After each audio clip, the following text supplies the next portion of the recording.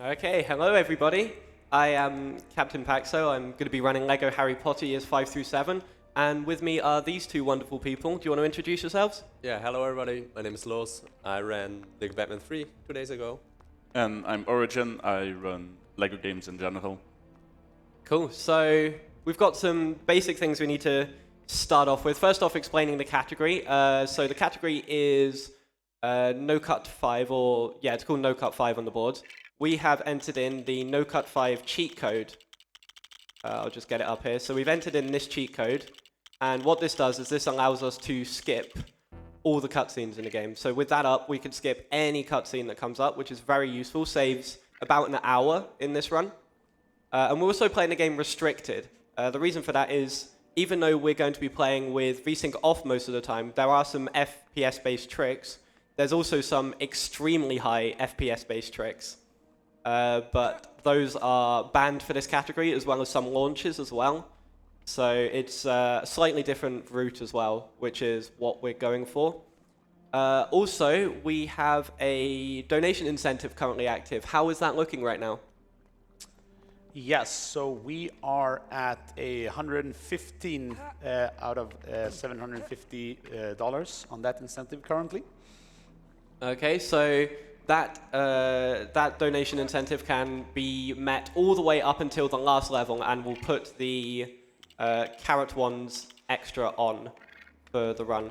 That's a great incentive, and of course you're supporting a really great cause by donating. So let's try and raise as much for that as we can, and as much for the marathon in general. But I think we're ready to get started.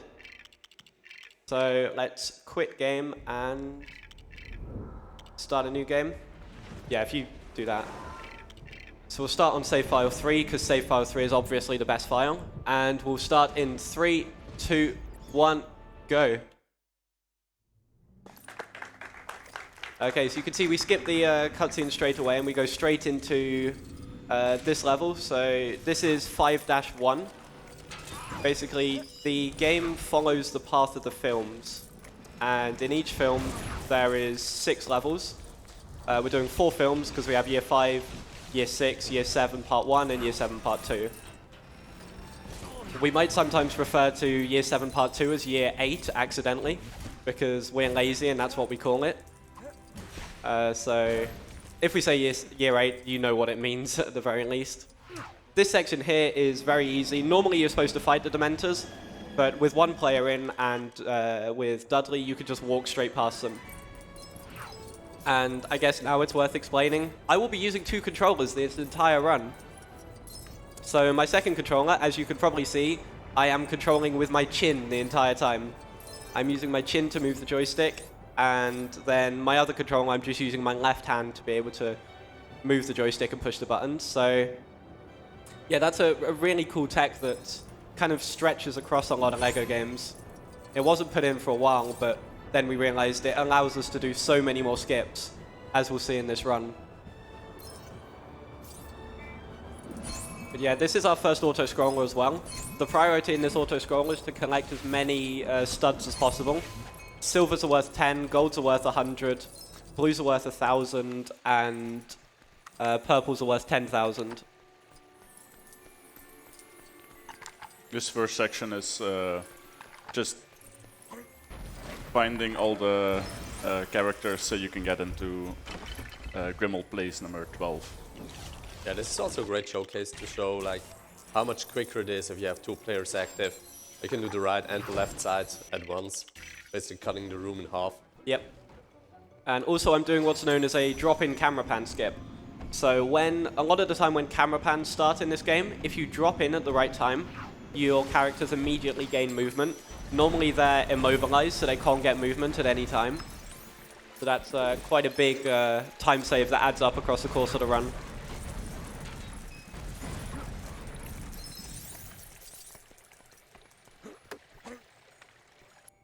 Okay. And now we're in the Ministry of Magic with Arthur and Harry.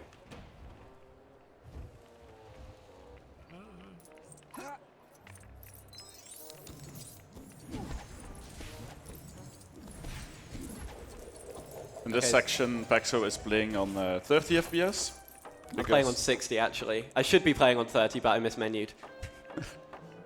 On lower FPS than you normally would be, because that makes the repairing with Mr. Weasley faster. Yep.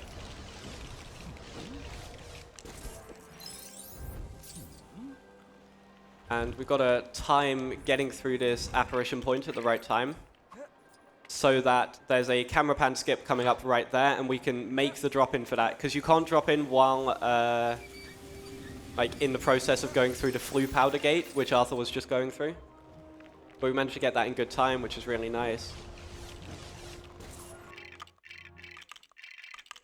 I was actually on VSync off, whoops. So I've switched to VSync 30 now, so we can show off the fast fixing, I guess, with Arthur.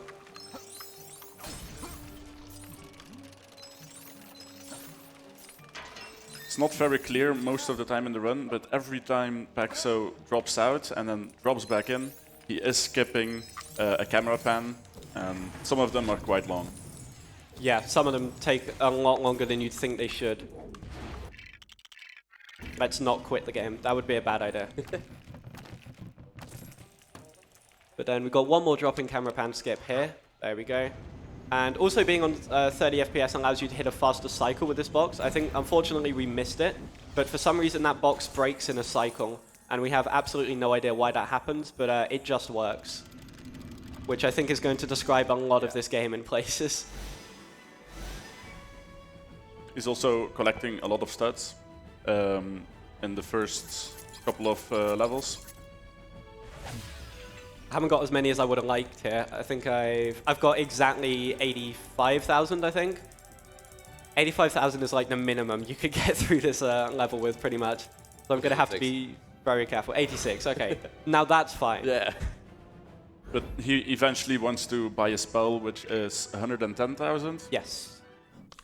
And that spell will just completely break open the game and allow him to skip a lot of levels and just have the weirdest route possible in this game. We are not playing this chronologically at all. No, in fact, this lesson that we're going to now is the last lesson that we actually do in order. After this, everything just goes a bit mental.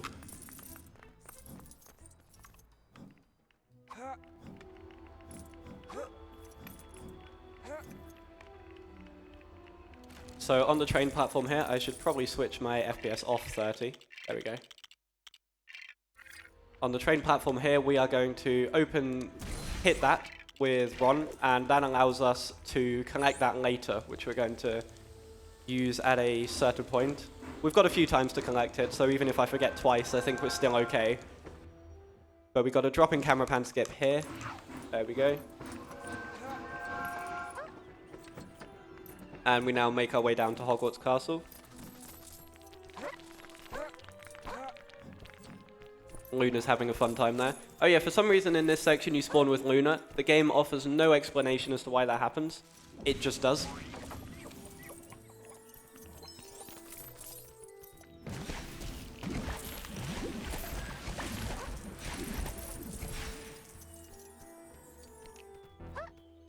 I'm still very low on studs. Wow, okay. This will be interesting. But as we now make our way through here, and we're going to enter another cutscene right here. And this cutscene will be useful because this is not going to be the only time we see this cutscene. Oh, we didn't see it, but... Oh, well, we saw like the first frame.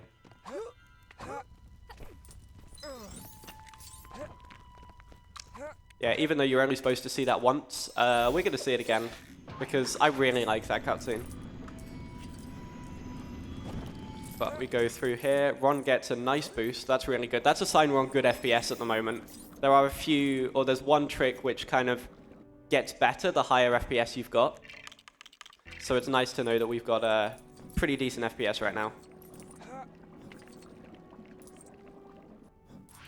And another drop in camera pan skip there. That one is actually deceptively difficult. Because it can sometimes also be random as to like how quickly you drop in. Sometimes the game likes to wait for a bit, which is not the nicest. But we make our way into our first lesson. Do you want to explain the lesson? Right, so this is not a band, so basically the lore behind this is obviously you're in year 5 now and you should know all the spells that you learned before. But that would make like a boring game if you already know all the spells you have to know.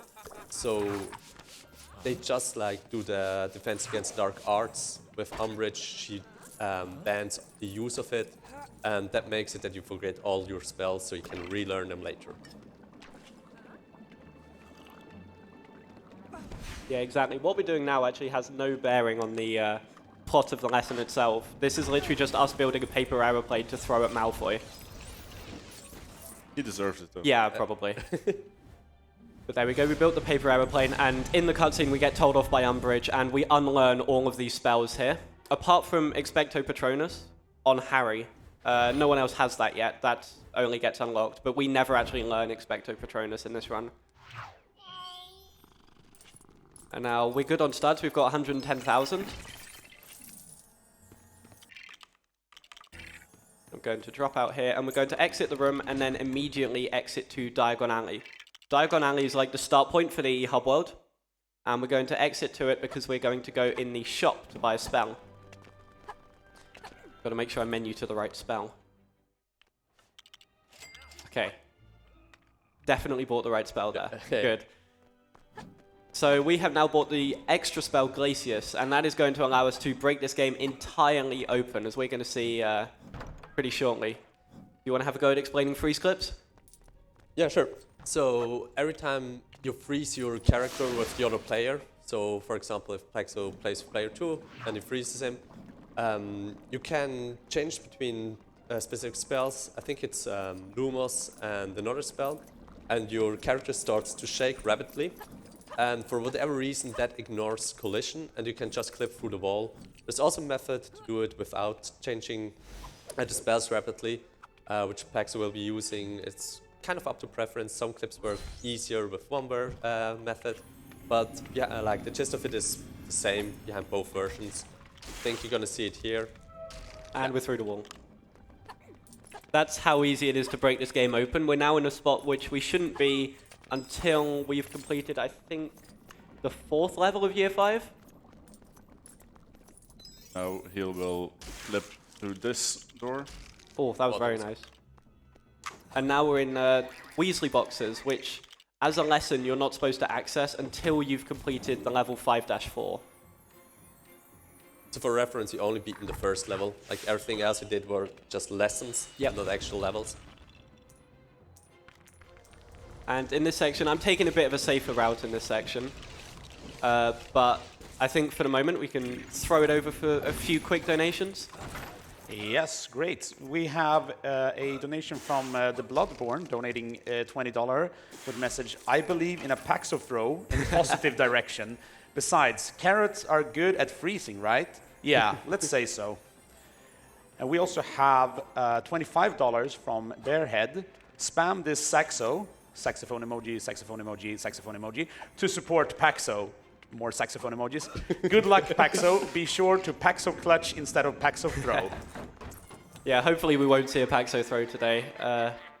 It's possible, but hopefully not. We get another drop in camera pan skip there.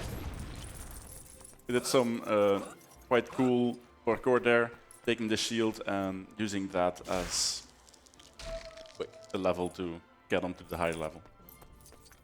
Yeah, it's a little bit of unintended skips, which is quite nice. Otherwise, you have to build like a big potion thing and actually use the pets that for some reason the Weasley twins have. But instead, we don't need to use that at all. We can just do this. And we're building a giant rocket now to send into the exam hall while Harry's doing an exam. Yeah, so for the record, we are at the end of Year 5 now. Basically, yeah. Although, we're also not at the end of Year 5, because after this, we're now going to do the second lesson that you're meant to do in Year 5. So we're going back to the right order. Because the game. This is just the fastest route for doing this. It just works. Yeah, the route has evolved a lot. There's been a lot of reiterations. because there's just so many options of where in the story you can go at any point. Yeah. I mean, at the moment, we've just sequence broke year 5, but we're going to go a bit beyond that in a couple lessons or so. This lesson coming up is actually kind of interesting. So you can actually complete this level or this lesson in reverse.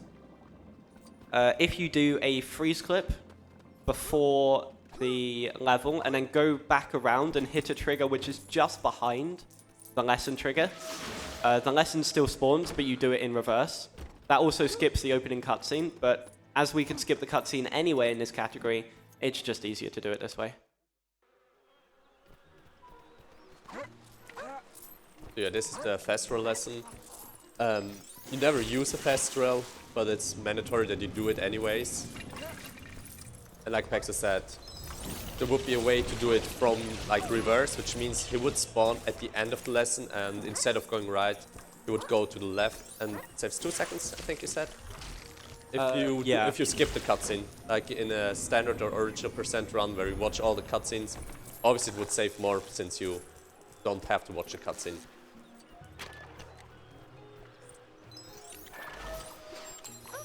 Yeah, I'm also doing a technique known as Lumos cancelling here, which is when I activate when I interact with any NPC, if I then switch to the Lumos spell, that interrupts the animation of interacting with them, and it immediately ends. How am I hitting the ceiling here? This is weird. There we go. Paxo is making it look easy, but Was I? That didn't feel easy. parkouring and making those jumps like that while controlling 2 players at once is definitely not easy.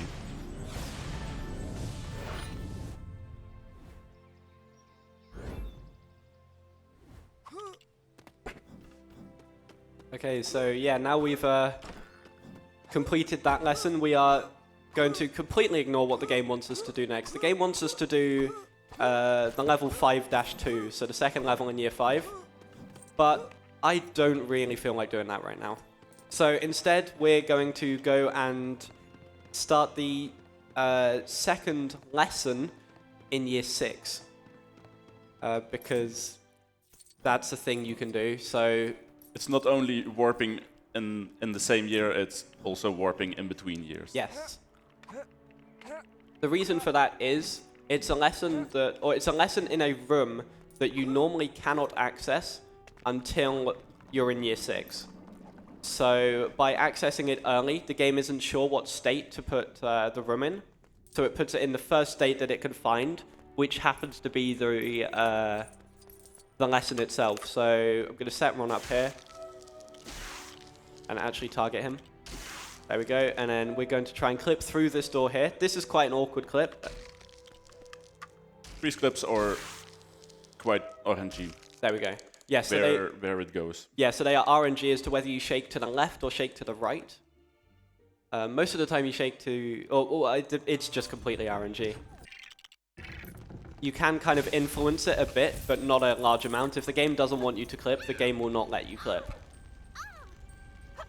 So what Paxo is doing here is he buffers jumps to get like a jump on the first frame.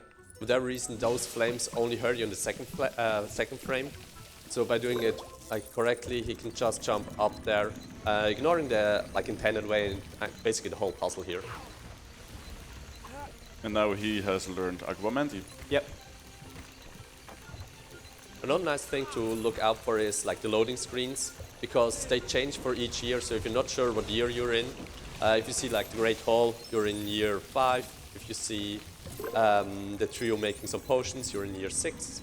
If you see the tent and like the camping, it's year 7. And if you see a dragon, it's year 7 part 2 or year 8, as you call it. And because this lesson you normally do in year 6, once you leave it, the whole castle gets put like in the state of year 6 and the whole game.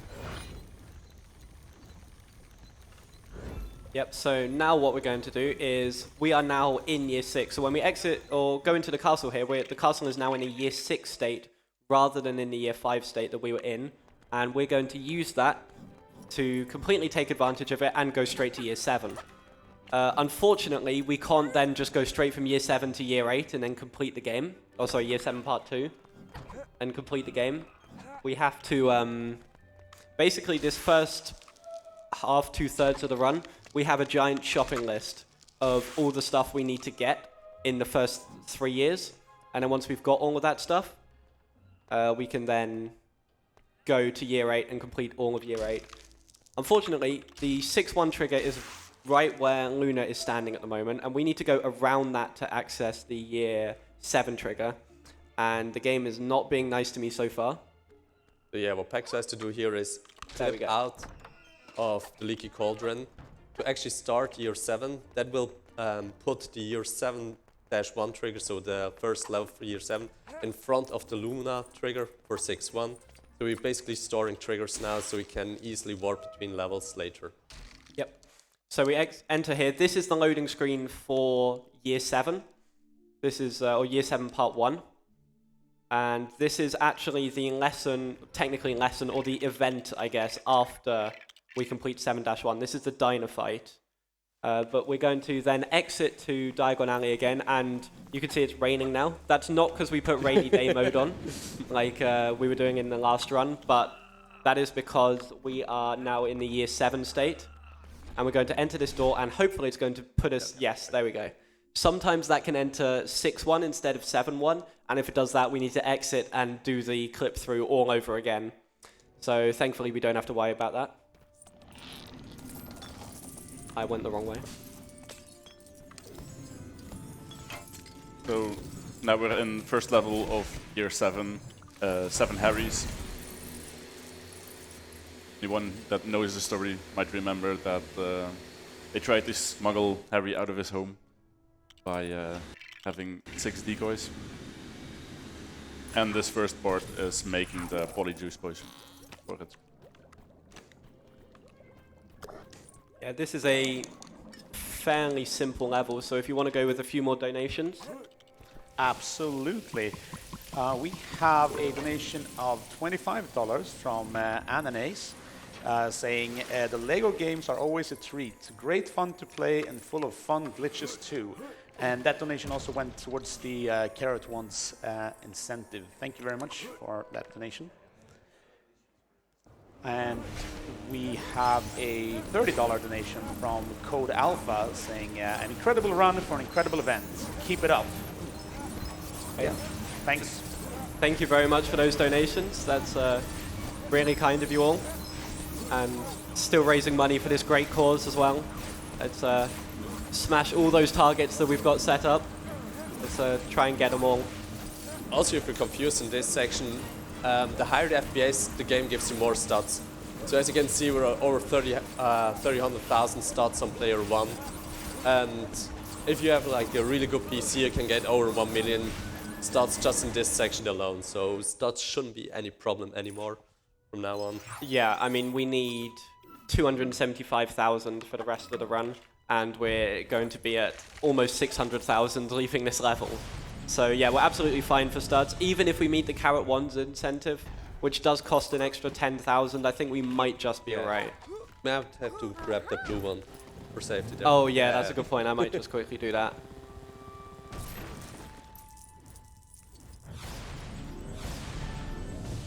Yeah, I got it. missed Okay. it.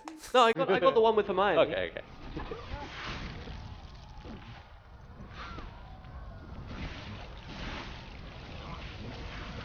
Yeah, so this section is just where the Death Eaters crash Bill and Fleur's wedding.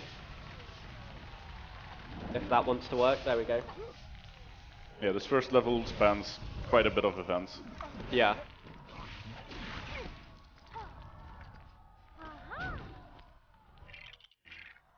And we're going to drop out for another drop-in camera pan skip here.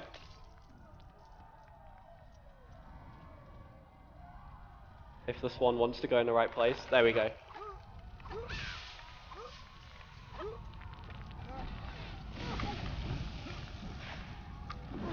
Yeah, there's not much to talk about in this section, but that's all right because this is the only part of Year 7 we actually play at all. We don't play any more in Year 7. And the reason for that is, like I said earlier, we have a giant shopping list of items we need to get.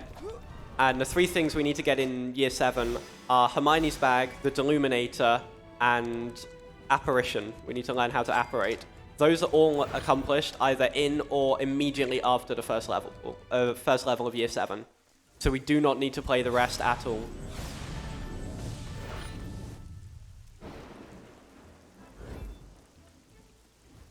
Quick drop in camera pan skip. As you saw now, the arrow pointed to the diner door, which you used to set up this like state that we're in Year 7. Yep.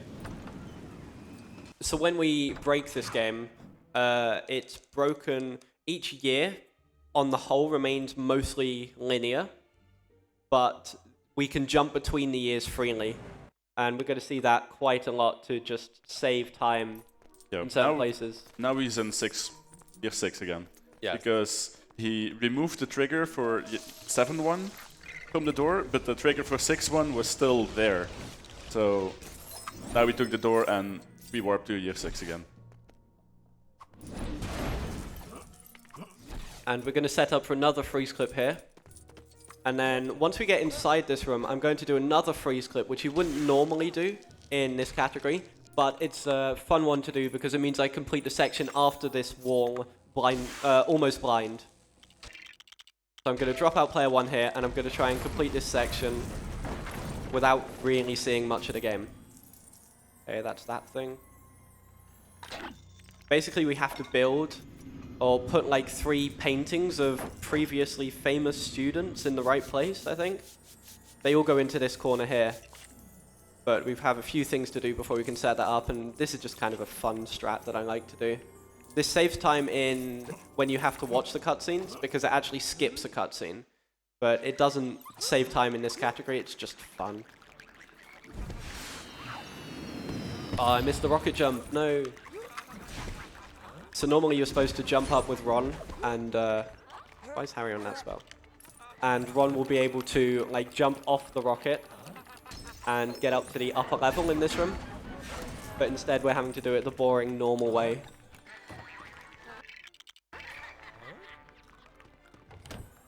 Yeah, so we get this rocket here, attach it to the very accurate dummy of Umbridge. We attach that and then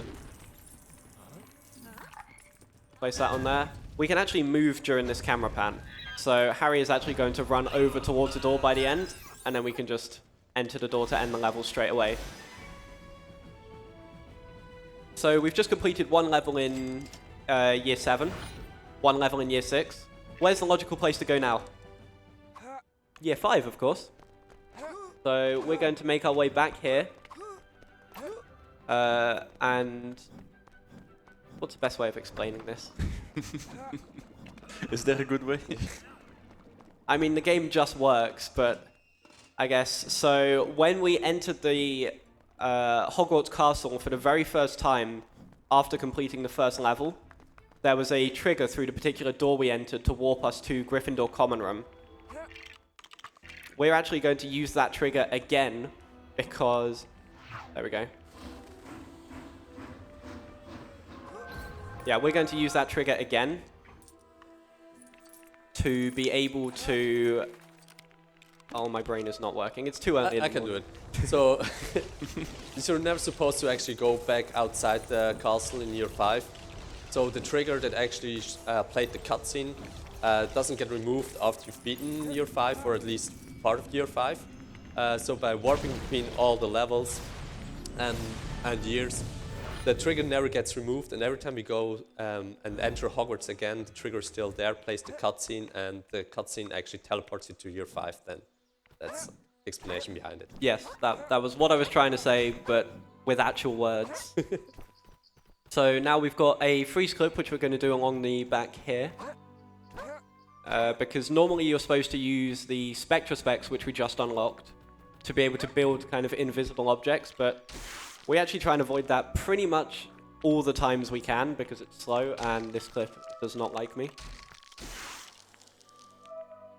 Okay, there we go. So we can just go straight through there, and as we were just discussing, we go through this door and we're going to see the loading screen for year 5 again. I hope you guys are all keeping notes, by the way.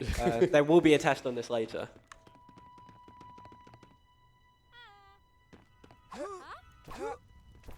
But we go through here and we're going to leave the Gryffindor common room for the one and only purpose of entering the Gryffindor common room again, and that's what starts the level.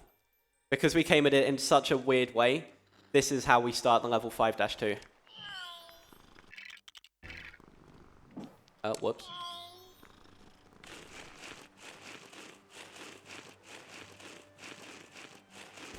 So this level is basically a fetch quest, if you want to say it like that.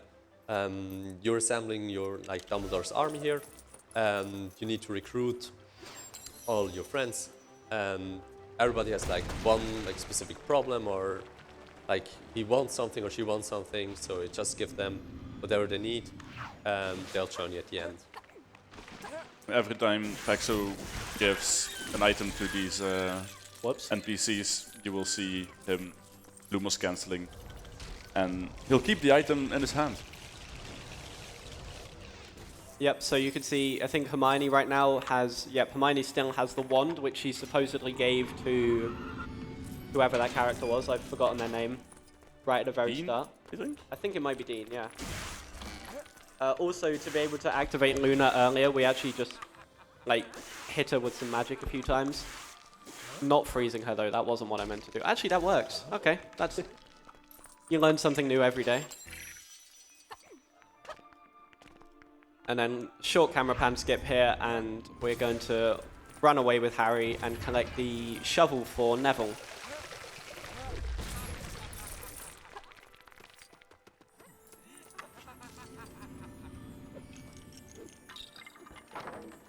Oh, does that flower not want to work? That flower doesn't want to work. Okay, there we go.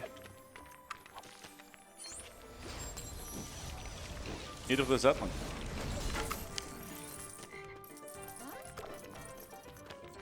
That's fine. So we can also do the animation interrupt on potions as well. So you're going to see that here. I'm going to switch to Lumos, then quickly switch off with Hermione. And that allows us to skip kind of the second half of the potion animation. We can also do it with these cuts as well.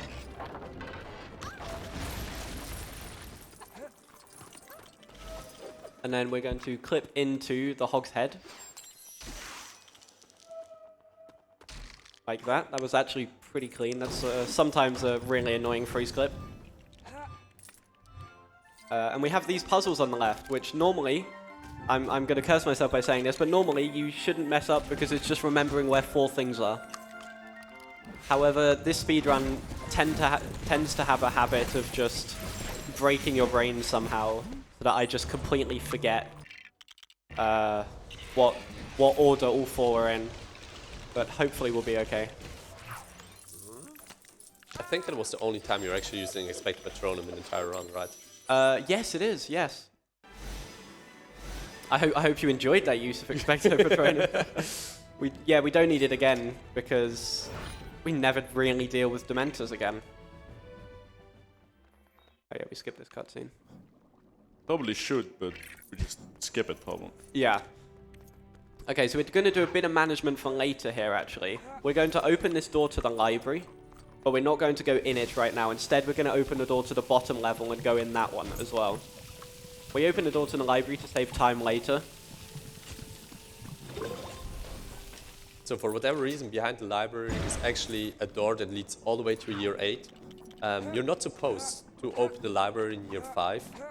So no idea why there's a trigger that actually goes all the way to year 8 there. Yeah. But since we, the sequence broke in the game and got Augmenti in year 5, we can open that one earlier. Like in all the other years, it would just be actually going to the library. There's also a door like this in the Ravenclaw common room, I think. Yeah.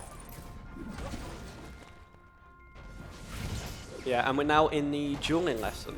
So we've got a bit of time here, bit of downtime, so let's throw it over to a couple of donations.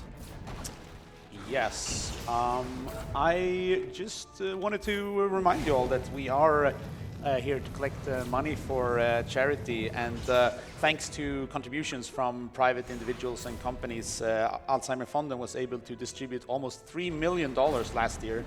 This was enough to grant around 19% of the projects applied for. So donate to help us ensure even more projects are approved this year. Yeah, it's an absolutely amazing cause. So any money that goes towards it is always greatly appreciated. So.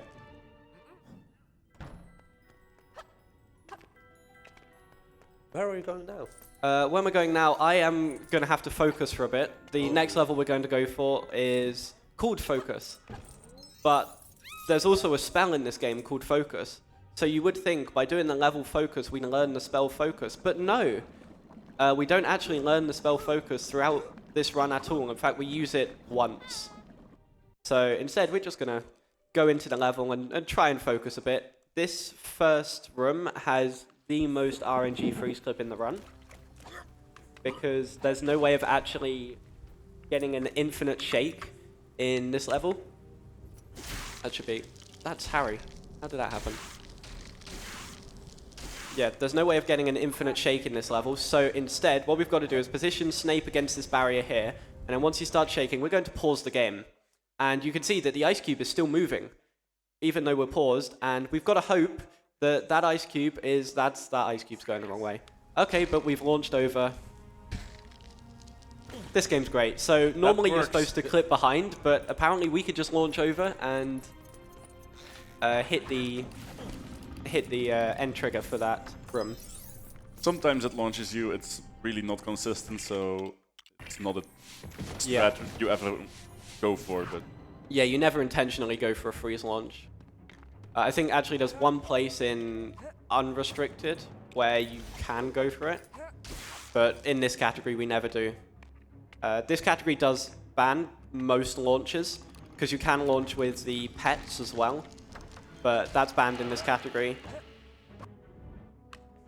Instead, accidental freeze launching is fine though. And instead, we just go through walls most of the time instead. So it's not like this is a glitchless run by any stretch of the imagination. No? could have fooled me. So we hit this, switch to Lumos. The music goes eerily quiet for a minute. I forgot about that. And then we're in the Ministry of Magic. Basically, the entire concept of this level is that we're kind of going back through Harry's memories as Snape's trying to teach him occlumency, which is, I guess, also the basis for the focus spell, but not actually the basis for the focus spell. It's weird. But yeah, we're going to go through here. Snape's just... That's a reason why Harry's like a kind of grayed out character and Snape is a full color character, because Snape's technically in the present and Harry's in the past. That's just the thing they decided to do. I think they did that in years 1 through 4 as well. That didn't hit the cloud. There we go. And that's the end of the level. Why is Voldemort in a memory of Harry there? Yes. No explanation given. I mean, he just is. I think it's like... I think that's how the game portrays, like, Harry's recurring visions of Voldemort. It's just... He's on a train platform for some reason. Voldemort also has to get somewhere. Even Voldemort has to rely on public transport. So the ghost arrow is trying to point us into that room there for a lesson. We're not actually going to go in that lesson yet, because that is how we're going to get back to year 5 later. Instead, we're going to go to year 6 and do some stuff in year 6 now. This is a decent amount of overworld movement. I just need to make sure I go the right way, that's all. We follow the ghost for the moment, and then go through here, I think. Yeah. Oh wait, no, we need to go back. So the ghost, as you can see, is now actually pointing in a completely different direction. And that is because by going into that room, we actually hit a flag for the game to progress. I think usually there's a cutscene after 6-1, but we skip that by hitting that flag. And we can then proceed to the next lesson, which is Draft of Death. Well, I think it's Draft of Living Death in everything except the Lego game. Yeah. Okay, good, I did remember that. I was kind of half paying attention to what those colors were, so thankfully we're alright. So we've got to build 3 ingredients for a potion, which we never build again. But it does turn you into a skeleton if you drink it.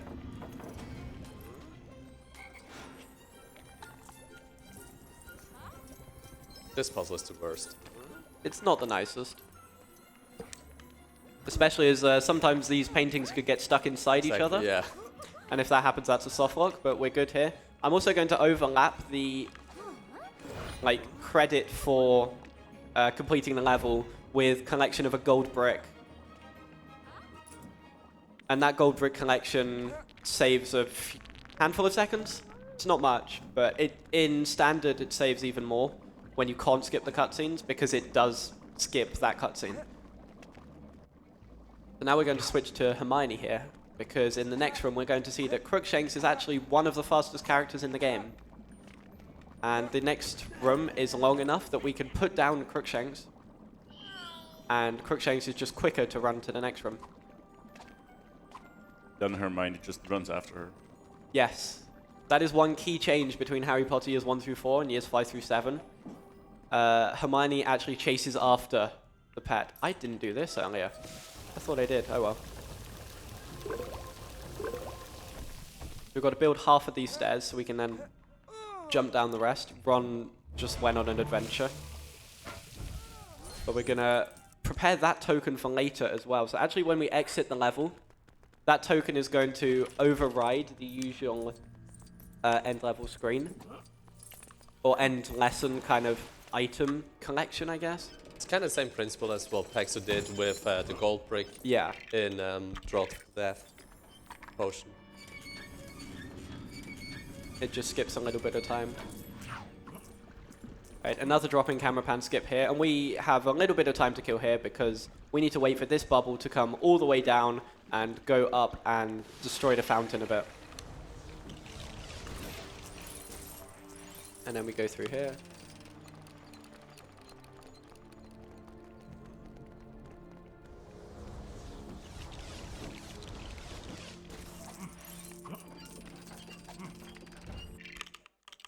I think Dumbledore's on the upper level? Yeah. Oh yeah, I should explain, this entire section is supposedly Dumbledore's memories. So this is a flashback to when Dumbledore recruited Tom Riddle for Hogwarts. So we go through this door and there's usually a cutscene of Tom Riddle in his room. You can kind of just see it there, but we're skipping it because we're going fast. For once. Weird for my runs, but this is actually not too bad. And from here, we're now going to go and, even though we're back in Diagon Alley, and that usually means we're going to warp to a weird year somehow, we're actually not going to. We're instead actually going to go and enter Hogsmeade through this direction. The reason for that is, I think it's just faster. I don't think it's,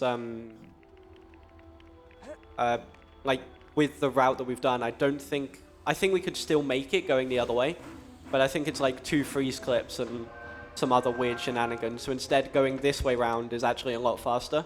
And more consistent. And like you saw, all the freeze clips are just... They're FPS dependent. The higher the FPS, the more rapidly you're shaking. They're possible on 60 FPS. It's just not as consistent. We've got this freeze clip though, which, okay, that's new. That little mushroom guy just decided specifically to go over and end Luna's chances of getting through straight away. But we get through second try, which is still really good. That's one of the more difficult freeze clips in the run. I say difficult kind of in quotation marks because it is mostly RNG, but it tends to be that some will be more successful than others more of the time. It's just weird like that. Alright, so here I think it's a good point to talk about a concept called out-of-bounds stores. If you're familiar with like Lego games, like every room has actually like a physical like door out of bounds that if you hit it, it will just auto-complete the room for you. You're gonna see it, it's right around here, like behind the chair and table, like it's trying to clip through. And all you have to do is clip out of bounds and walk into it. Ah, that was close. And it will completely skip the entire room and the entire puzzle. You're gonna see that in other rooms as well.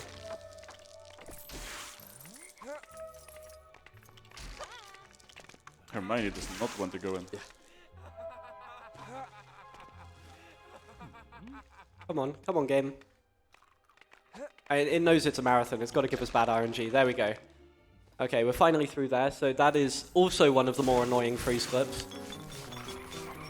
But yeah, as Loz was saying, we hit the trigger to end that section early. And that allows us to save, I think it's up to like half a minute. Yeah. Which is pretty nice.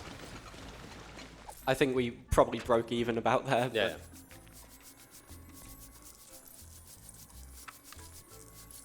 And now, in this next room, if you like dropout camera pan skips, then this room is for you. Because there are 3, 4? I can't remember how many there are in this room. But they're all in the space of about 30, 40 seconds. So there's number 2. We have to drop out again, and drop back in for the 3rd time. Yeah, there's 3.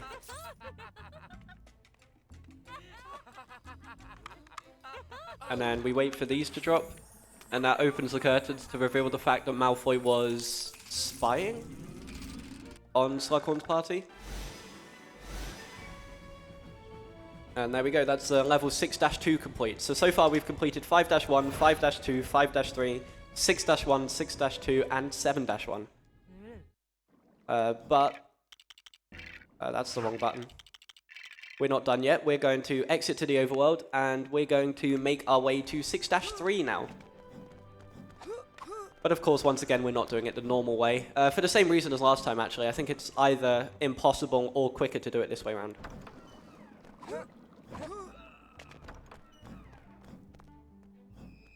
We make our way through here.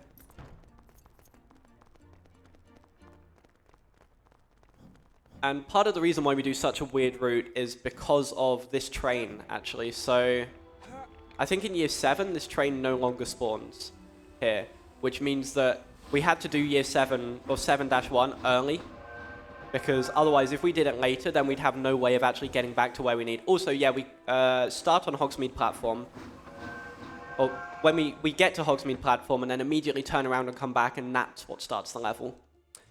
I think if you like reset the game between 6-2 and 6-3, you have to do that. Which is weird that they like completely oversaw that as a when they were developing the game. That's one freeze clip. That one I use the mashing method for because the infinite method's a lot harder to set up. And we've got to go through here. This is quite an annoying freeze clip some of the time, especially when that happens. This level also makes it clear that games follow the movies and not the books. Yes. Because, yeah, this the burrow never burns in the books. Yeah.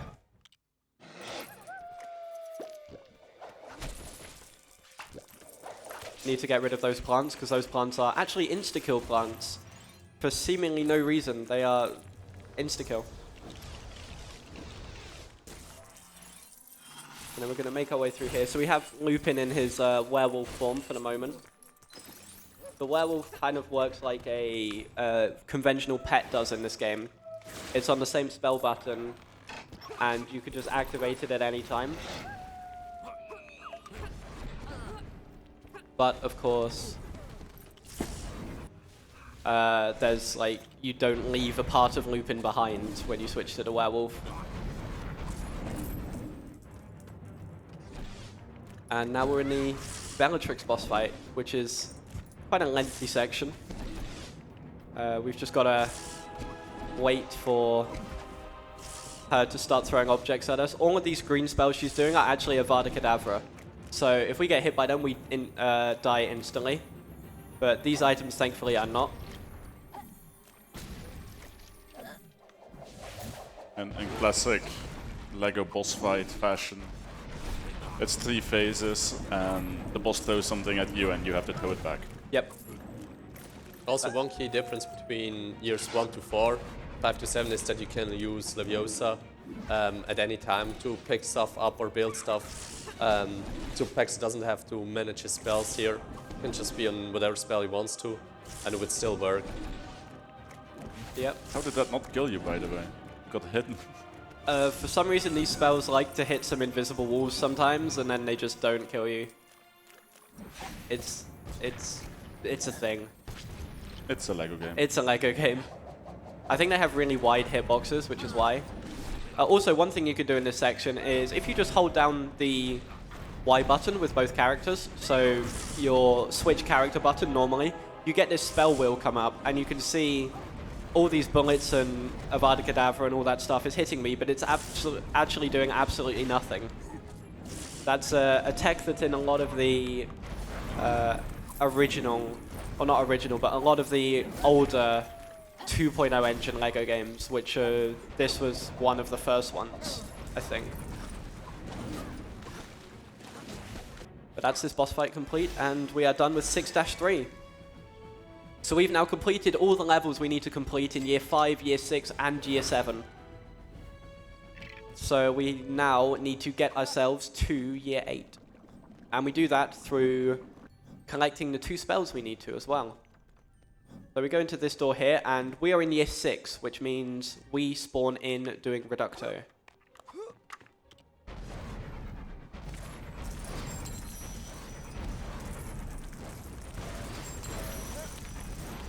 So this is the spell you're actually supposed to learn at this time. We're actually being well behaved and doing something in order for once.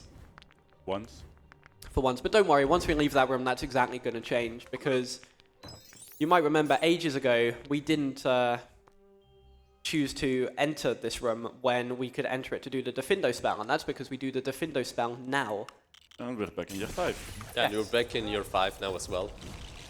So we warped into here, and we also warped into another year. Yep. So you can see on the screen as well, in the top middle, it's saying we have 3 items we need to craft. The game only checks for the last one, so we're only going to craft the fish. And then by doing that, that's actually going to end the level, or end the lesson immediately, if I can actually build it. And you can see we've got 1 tick, but that is enough to give us a spell, because the devs did not think that you could do that really weird, precise jump over the side, which I don't blame them for, because it's not the easiest one to spot. I was moving the wrong character. But now we're going to go through here, and we are now going to make our way to Year 8, or Year 7 Part 2. And we're going to do that, as we mentioned earlier, through the library warp. Again, for some reason, there's no default state for Year 7 Part, or sorry, for Year 5 library, because you're never supposed to access it normally. So, for some reason, when entering this time, it warps you to Year 8, rather than what would be sensible, which would be to warp us to the next available state, which would be Year 6.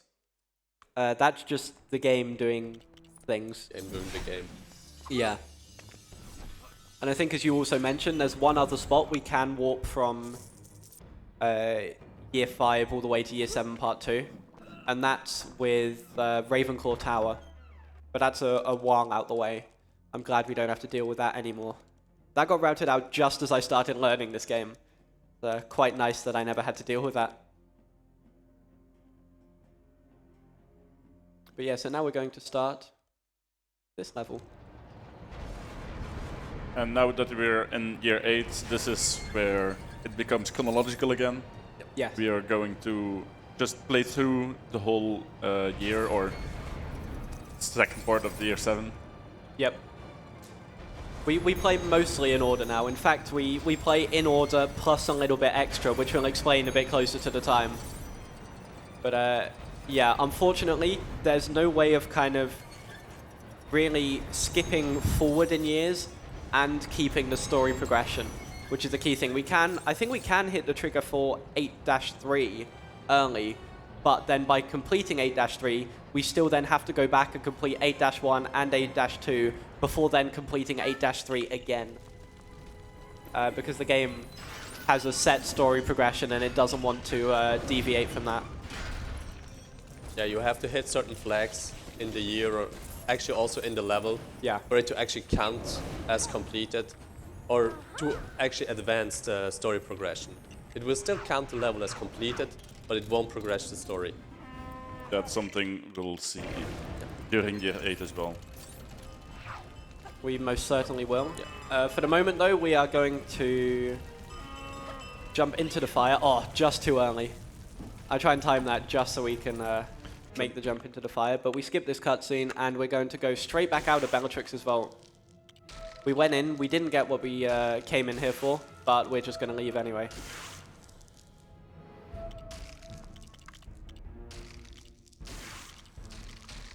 That's also quite an annoying freeze clip, so getting it that quickly is pretty good. I've been stuck on that one for a good 2-3 minutes before.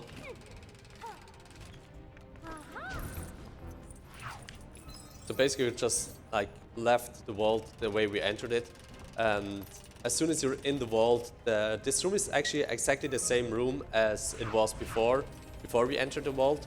But entering the vault actually spawns in certain stuff and removes certain stuff, so you can actually progress this room. So we're basically just entering the vault to change this room. Yeah, essentially this room advances the room's the state of the room by 1. So we then have to finish the level off, we have to hit 5 of these security goblins. There are 6 we can hit. And we got all 6 first cycle. Very nice.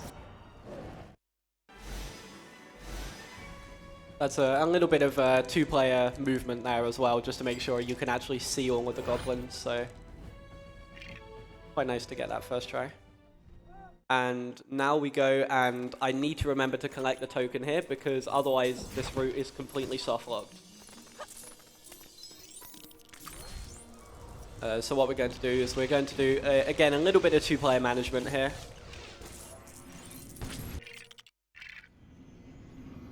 But the reason we need to get this character token is because this character that we're going to collect, Albert Runcorn, is the only character, or one of, I think, 2 characters we have accessible to us that knows the spell Focus by default. And we need the spell Focus to actually be able to complete the entirety of Year 8. So by collecting that token, we are all good to be able to progress forward. Oh, whoops. I go a little bit too early there. There we go. And now we're starting Year 8, Part 2.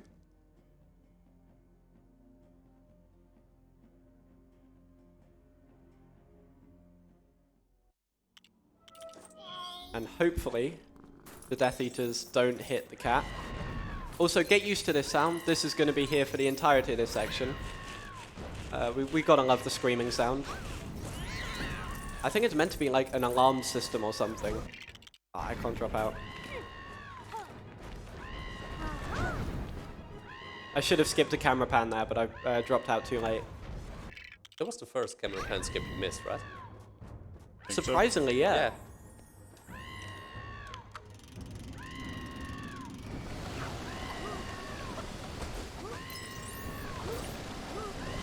So now we're going to move both players up here, and we're going to do a freeze clip into this trigger here. And hopefully the game is nice to us and actually activates this quite early. I can feel the launch into the stratosphere. That is another possibility that hopefully doesn't happen. Quite enjoying the screaming though, so Hey, don't do it too fast though.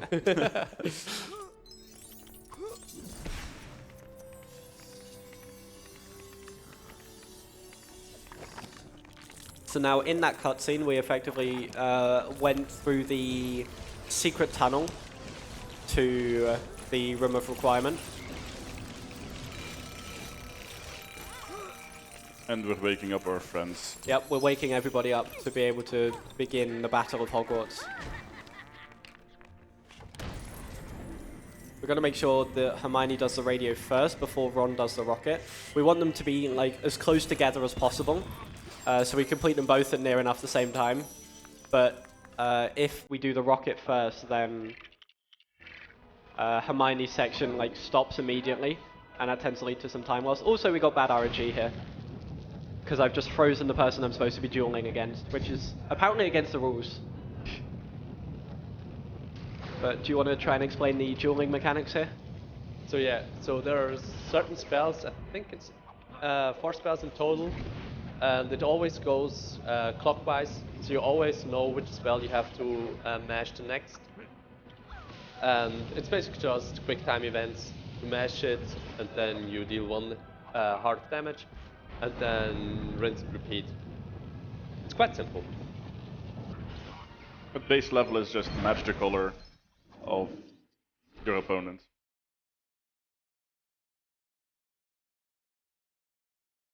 Yep, and then we have this Snape section.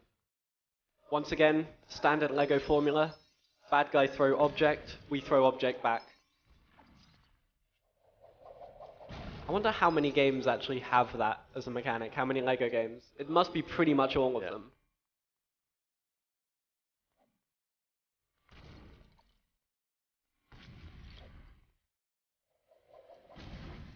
But yeah, we only have to do it 3 times. Thankfully, I think it's 7-2 has the worst boss fight in this game, because there's like 4 phases of throwing objects, each of them like 5 objects each, I think. And in between each phase, you have to do one of the dueling things again. Thankfully, we don't have that here. We are going to end with a dueling phase here, though. And I think we're in a good position to get double Aguamenti here. Basically, Aguamenti is the fastest spell for dueling. So we can place our... Oh, that was me being bad. Yeah, we could place our active spell on what we need to be able to skip certain spells. So we can then make sure we encounter Aguamenti twice in a cycle of 4. Which is it only saves like a couple of seconds when you don't get hit by Snape, but unfortunately it probably came out about even this time.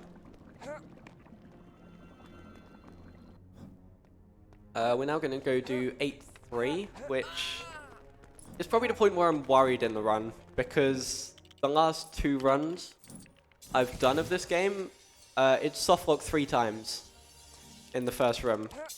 So hopefully that doesn't happen. I'm going to try and do the freeze clip to go through the pillar in the first room. But yeah, that has softlocked a couple of times. Luckily, softlocks in Lego games are most of the time not as punishing. Yep. You just exit the level and re-enter it and everything is fine. It's more of an annoyance. Yeah. It will probably lose like a minute if we get softlocked, so hopefully not. Yeah, touch wood, knock on wood.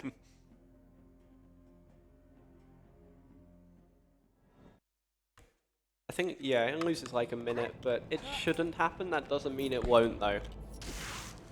But basically, we've got to get through this fallen pylon. And the game is a bit weird with that, but... Because it's like, it's one wall, but then after the wall, like, inside of it has collision as well. It's very weird to explain. It's a weird kind of physics thing, but you can like run back instantly. There we go, that's out. Okay, cool. Softlock avoided, let's go. And Also, Harry even jumped over. Yeah, there's like a really precise spot you can stand on, and if you just switch characters, they will just jump over it, completely ignoring the wall. So that's exactly what Harry did. This is also a very difficult jump to get over the toxic goo. Yep, so I'm doing a buffer jump here. So I'm jumping, letting go of the jump button in the air, and then re-grabbing it as I land. And that means I get a frame-perfect jump. But it's also like a pixel or 2, which only you can jump on.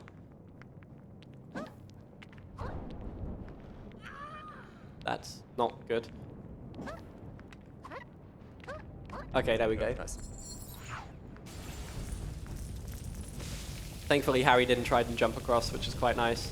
Sometimes he does that, and if the characters are dying, you can't skip the animation. and now we're on the bridge with Neville and Seamus.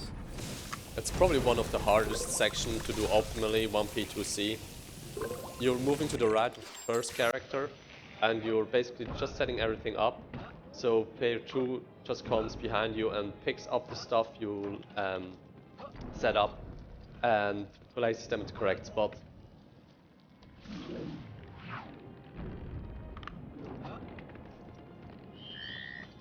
Also cool little glitch here.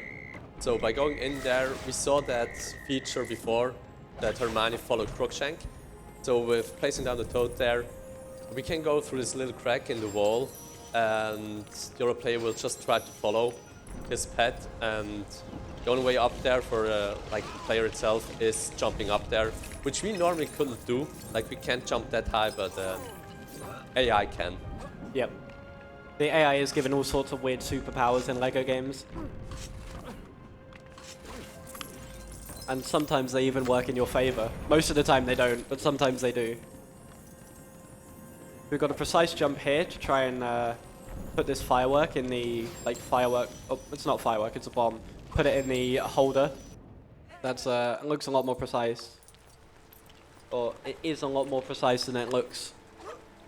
And now we're in the Chamber of Secrets with Ron and Hermione, and from this point on, Ron can just speak Parseltongue. We're not going to use that in this level at all. Instead, we're just going to clip through a wall.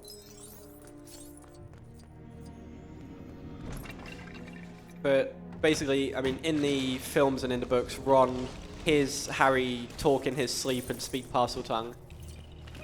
But in the LEGO game, he just learned it. Ron's been keeping up with his Duolingo courses, clearly.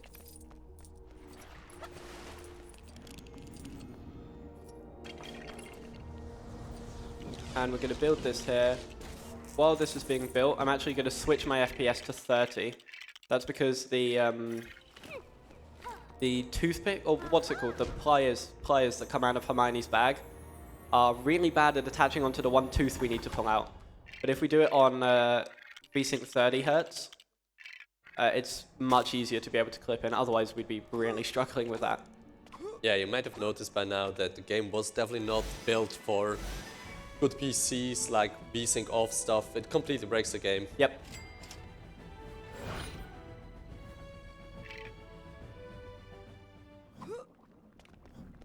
Okay, now we're going to go to 8-4. This level, not in this category, but in unrestricted any %, has seen a massive change over the past year or two, because we are now able to do something known as reductoless. In this category, we learn the lesson reducto, and we need that in a couple of places to complete this run, but you can actually skip those places if you have God tier FPS. Yeah, so basically it works the same as you saw in 6-2, where in Hogshead, Paxo just like clipped through a wall and activated the trigger to finish this room earlier without doing the puzzle. I mentioned there, like triggers like those exist in almost all rooms. There's also 2 rooms in this specific level that require the use of Reducto.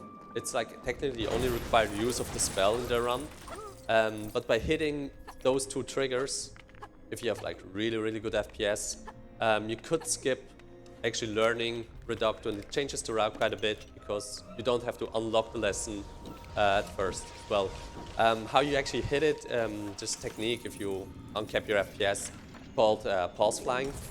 Basically, if you have around 1200 FPS plus in the pulse menu, for whatever reason, it just resets your falling speed every single time you pulse. And you can launch yourself high up and then just jump where the trigger is and pulse over and over and over again, and you barely lose any height, and you can hit the trigger that way. Yep, so this is one of the rooms that is skipped. If you caught it, you saw on the right, I was using Reducto with Harry to destroy the silver objects. Obviously, with Reductoless, we can't use Reducto. So we actually just skip that entirely by launching into a trigger.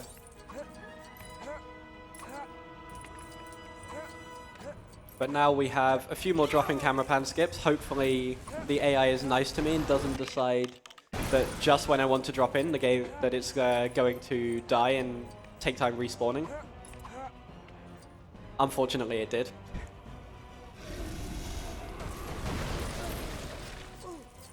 That's a bit annoying as well, because it makes this jump harder.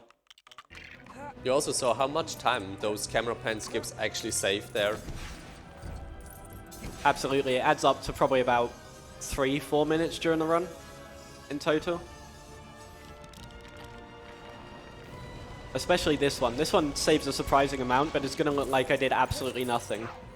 I did it wrong anyway, so I guess we get to watch this camera pan. But normally, yeah, you have to wait for that camera pan to end. And this is the other room where you actually need Reducto. So that's the second required use of Reducto in this room. I didn't mean to break the plane there.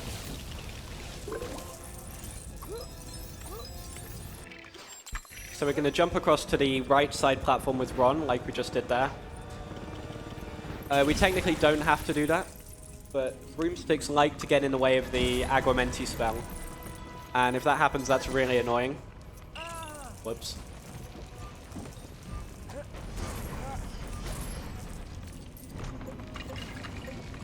There we go.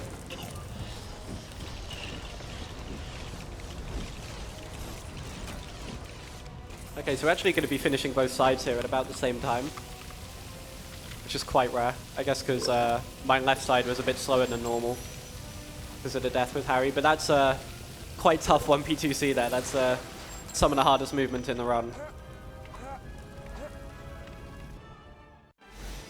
But we got through that very nicely, and we technically only have 2 levels left now. Technically. Technically. Technically. Practically, we have 3. Yeah. We actually have 3. But when I guess save that explanation for when we actually do it. But yeah, we're going to head down here again, and I'm going to try and get this Lumos Death Cancel again. Yep, there we go. Because, of course, as long as you have light, you can't die or something? I don't know how it quite works. It also only works if there's ground below you, below the death plane. Yeah. As long as the light is with you, you can't go to the light. True, it's true.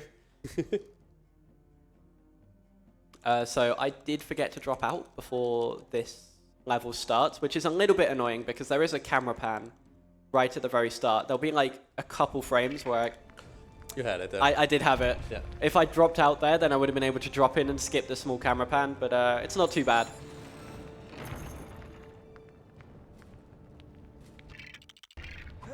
We're going to go over here, and we're actually going to jump on this statue, and for some reason that allows us to build up top. Normally we shouldn't be able to do that, but we just are. And also we can target this up top, even though we don't have a clear line of sight on it. Another drop-in camera pan skip, and we're going to go and do what is known as pumpkin skip skip. Originally, there was a strat here called pumpkin skip, where you break this thing in the middle, pull out Hermione's bag to bring up the catapult, and then you can stand on the pumpkin, and as the pumpkin gets thrown, you make your way up to the top level where the troll is, and that allows you to skip the troll boss fight, or at least the second and third phase of it. But instead, we found that we could skip the whole thing with a very precise buffer jump here. This will take me a few tries to get, probably. Yeah, there are only a couple of pixels you can stand on there. But luckily there's like a hole in the wall, so we can just jump through if you get the buffer jump. But as you see, Paxo, you can't actually jump out of the sliding animation. For whatever reason, like the edges of most sliding objects or surfaces have like a couple of pixels you can actually jump off, and that's how Paxo jumped and skipped this complete section, section completely. There's only a couple of pixels you can really use there, so that is quite a precise one. We're also going to drop in player 1 here, and the reason for that is by having both characters dropped in here, you see Ron's still in the scared animation. But with both characters dropped in, we despawn the spiders that are scaring Ron, and that allows us to kind of break through and sequence break this entire first run. Yeah. You're also seeing that like nothing is really blocking us from going into the next area. That's because we skipped camera pans and stuff. The invisible wall is still there, but like the actual model is not there. Yeah, as you can see. Can't walk through there. Yeah. Yeah, there's normally a troll here, and we have to get rid of that troll, even though the troll isn't there. So we build that thing, which is technically like, I think it's a swamp that you build. And for finishing this room, you normally need to have focus, the spell. We don't have that, so we are going to hit the end level trigger out of bounds. Problem with that is it does not let you progress to the next level. So we technically finish the level here, but the game doesn't acknowledge it, so we need to go back in and free play with a character that does have focus and finish the level normally to actually progress to the last level. Yeah, in the file there's actually a flag called if you progress the story, and it actually checks if you used focus there, and if you actually did the fetch quest, something like if fetch quest done, progress story to 8.5, something like that. But it never checks how you do the actual fetch quest at the end. It just cares, or just wants you to do it. And since we now bought some characters, like Origin said, we now actually have the focus spell, and we can actually do the fetch quest. That's also why we had to grab the character. Yep. So we're going to do this level again, but thankfully we don't use the same tricks pretty much at all. I think it's a little bit different. At least we start off very differently, because we now no longer need to get specifically Ron through this gate, because we could just use another character. That was very quick, and then switch to Ron on the other side. So we can just skip that. Also, we can do a different version of Pumpkin Skip Skip, if I can actually roll, where we roll up here with the Muggle Orphan, which is a character that we bought. That's the character we picked up on platform 9 3/4. Yes. There we go. No, never mind. Come on, game. Okay, I'm gonna have to wait. Gonna have to water these spiders a bit. There we go. Right, there we go. Paxo is now in free play, and what free play is, if you're not familiar with it, it's basically the new game plus version of the level, where it actually allows you to swap between many different characters, and it's used to basically grab all the collectibles in the level. And obviously it's way faster, because if you need a specific ability, for example, if you would need Ron, you could just swap to Ron at that point. You don't have to bring him all the way along. Yep, I need to check how many switches there are to Ron. Okay, there's 4 switches to Ron here. We need Ron, of course, for the Weasley box here, which is the whole reason we bring him all the way over in the first place. But then we have this drop-in camera pan here.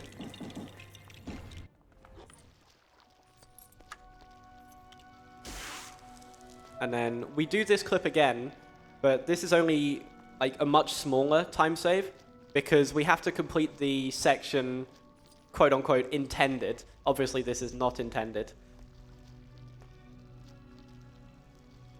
And it's also not working at the moment, which doesn't help. But so we get to skip effectively the first half of this room. There we go. And I drop out there. And as you can see, we have this yellow spell here. This spell is focus. So this is the whole reason why we play this level again, to break that cloud. But we also need to complete the quest where we fetch a barrel to collect Snape's tears. Because of course. I think in the cutscene, Harry also goes and gets some onions to make Snape cry more so we can collect his tears.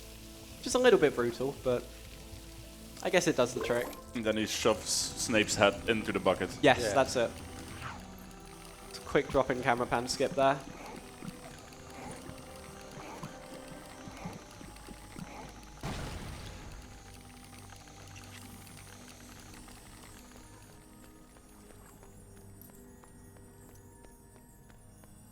And we end that quest there, and the level is complete. We have one more level left. And this level, I mean, if we play this optimally, or if it happens optimally, I think is a better way of describing it, we can finish the level itself in 17 seconds. The level itself is one freeze clip and then some pretty difficult out-of-bounds movements to hit a developer trigger. Basically what happens is Normally that level is about 12 minutes long because you have to fight all the different phases of Voldemort, plus you do some of the fight against Bellatrix and all the other Death Eaters and stuff. I think Nagini's there as well. You have to normally do all that stuff. But thankfully, how long ago was it now? 2 years ago? 2.5? Yeah, sounds about right. A out of bounds trigger was found for the room completely accidentally. They were just, I think, was it Annabeth that found it? Just running around out of bounds, and she happened to hit the trigger. That was before, like, we found we could use cheat engine or whatever to be able to perfectly identify what all the triggers are for every room. It's basically the same principle for the room as in 8-1, where we entered Bellatrix Vault and left back. You start in the room where you actually finish the level, and in between are different rooms. So luckily the level end trigger, it's not stored to the state you're in, it's stored to the room you're in. Yep. So you can still hit it even though you're not in the correct state. Yes, absolutely. Origin, you're going to have to get ready on time. You're closer. Yep. So, as I said, this level starts off with a freeze clip. And we're going to go behind the vault here. I forgot I can't use Ron. That's useful. We need to get Ron out of there. I have my characters the wrong way round, which is a little bit annoying, but that's fine. So we set up the infinite freeze clip here. This is quite a tough one to get out of bounds, but that bolt, I think, really came in clutch and pushed us out of bounds there. That's really good. Now we've got this out of bounds movement. We position ourselves here, move over to the left here. Gonna get ready because we're coming up to time now. Nice. Go. Good job. That was a pretty solid run. 1:19:45. Got the sub 120. That's pretty nice. I did do loadless time. I had a loadless timer running in the background, so I can check that. Ended at a 1:13:25. That's pretty good going. Yeah. That's definitely a solid run. The world record for this category is actually insane. It's a 1:05:53, I think, by Toad. Toad is absolutely insane at this game.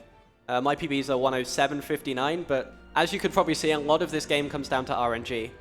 And if you're wondering how fast it is unrestricted, where you can skip Reducto, it's less than an hour. Yes, yeah, it's 53 minutes, I think, Yeah. world record now. But I guess it's time to do a few shout-outs. So thank you very much to these two commentators, Loz and Origin.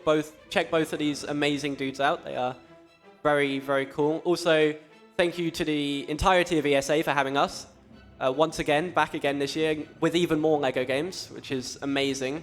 The LEGO community as a whole, thank you very much. You've got Justin, Chimkin, Loz here, and John and Prince that are series mods. So they all do an awesome job, and just everybody who's involved in the community. It's such a welcoming and friendly community, and it's been great to showcase these games here. So I think that's about it from us. We'll throw it back over to you. Thank you very much, Captain Paxo, for that entertaining run.